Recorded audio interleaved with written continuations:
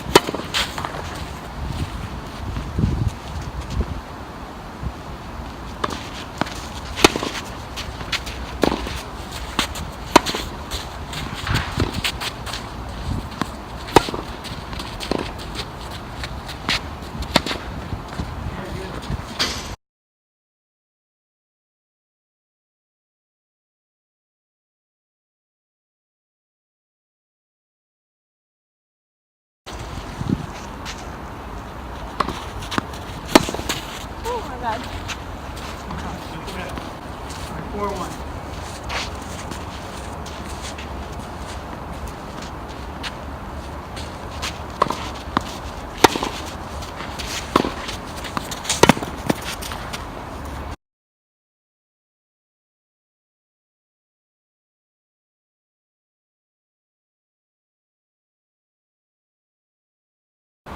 So I got the SIRI and the points, so it's 6-1. Okay.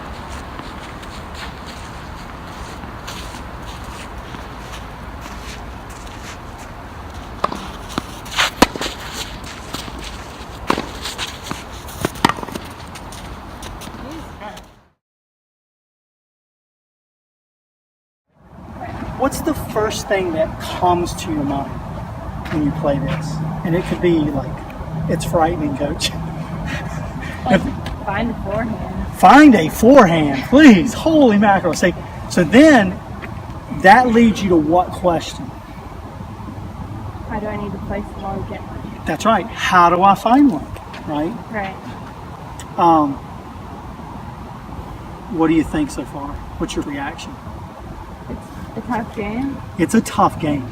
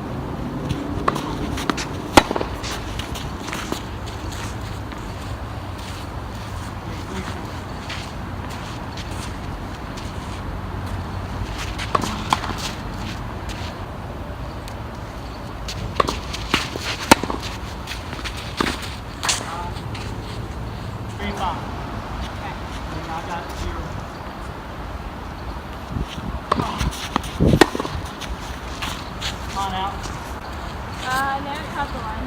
Good, okay. 4 or 5? Yeah.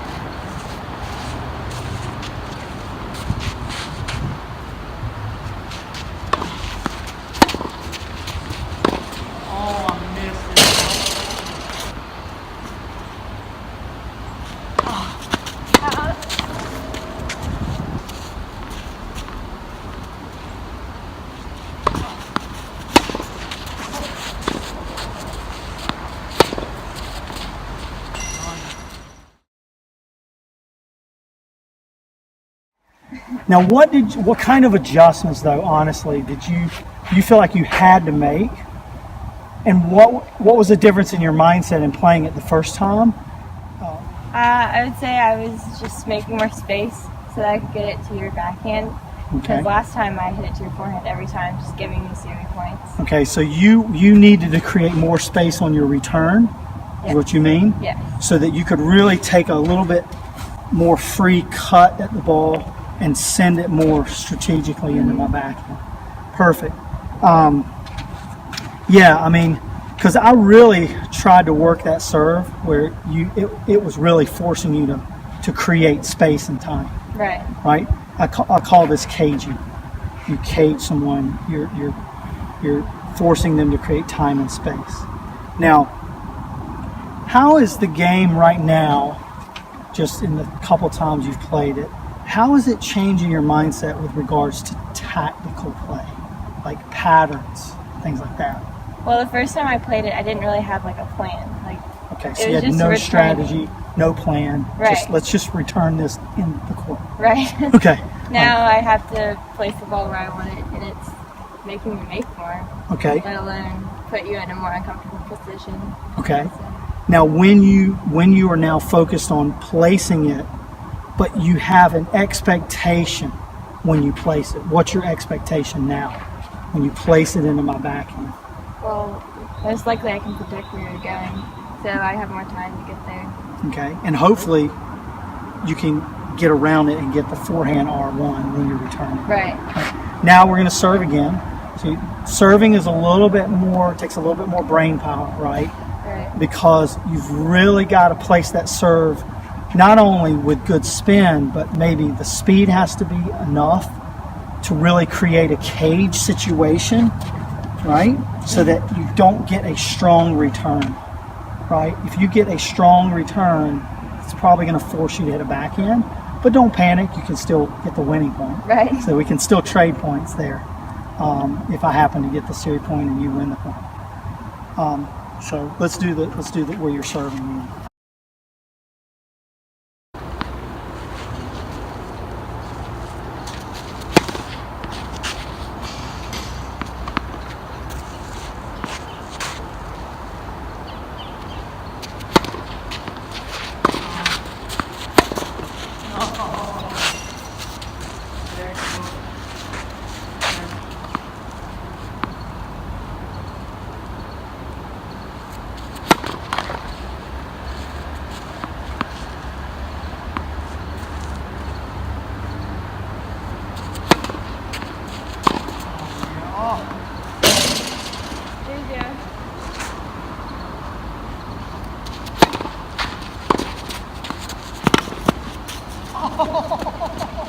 That's a great get.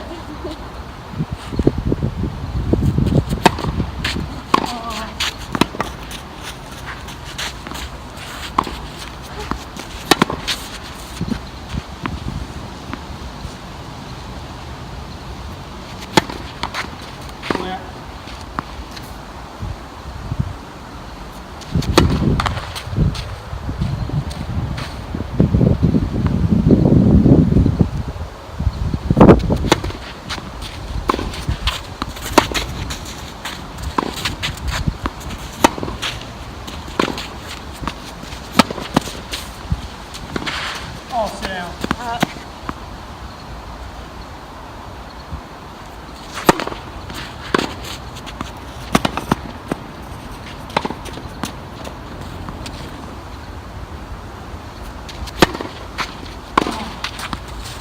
Oh, you got around it.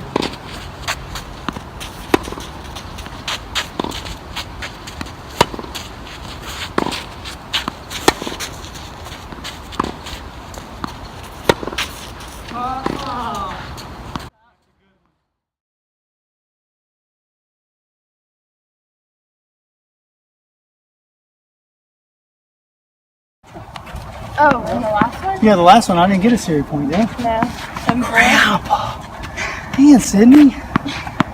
Okay, I'm gonna step it up. As my 11-year-old says, you need to step it up, coach. Okay, what did you discover about your service game playing that second series, because that was your second series serve game. What did you discover about your service game there that maybe was a little bit different than the way maybe you've always thought about your serve game?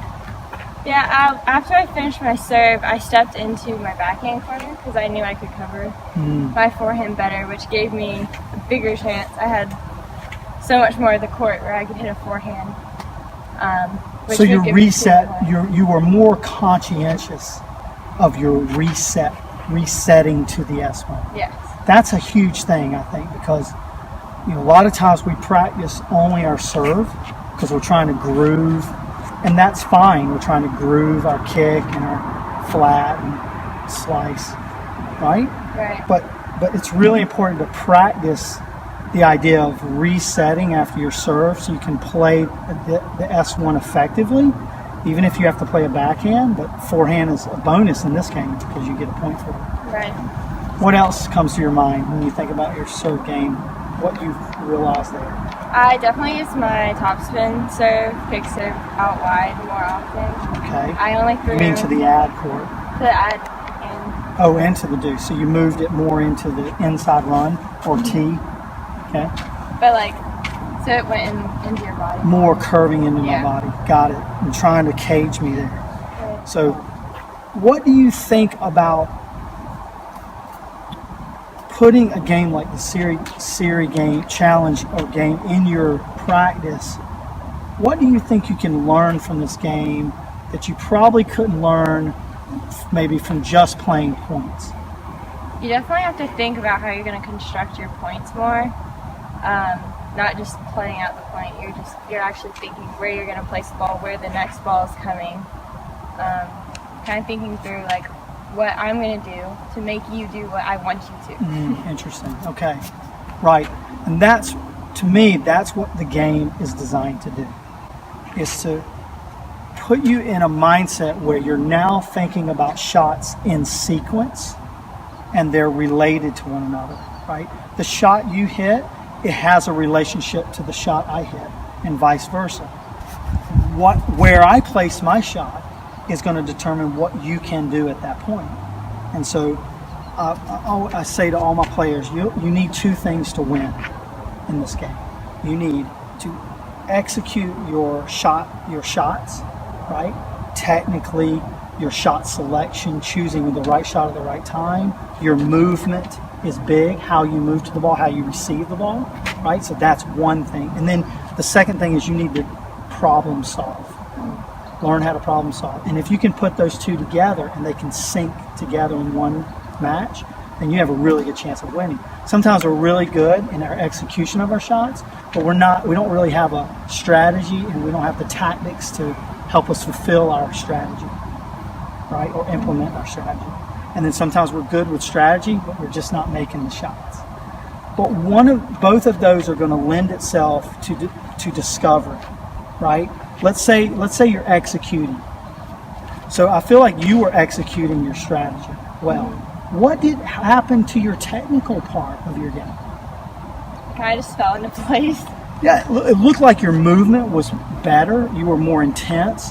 You were more precise with your movement. Like you said, you reset it over into your backhand, the backhand or ad center side of the court to look for that forehand. You seem to extend through your shots if you wanted to place it deep. If you wanted to maybe hit a zone of truth or sharp angle, you sort of rolled that ball with a little bit more extra spin. You defended well out of the corner. You didn't really think too much technically because you were more concerned in, okay, let's make that shot. And you probably were thinking, I don't want it to go to this forehand, right? Because that's the mode you're in, right? Right. I mean, it's almost like you start out in that mode and it kind of continues through the point.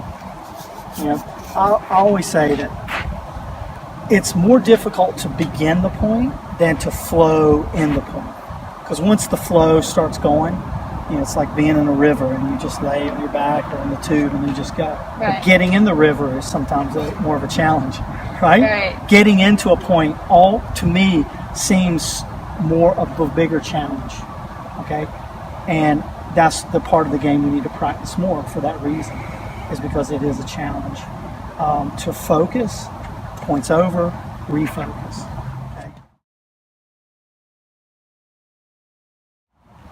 let's talk about when you were returning serve, because you beat me a game returning serve. What did you learn about your return setting up the R1 Forehand to get the SIRI?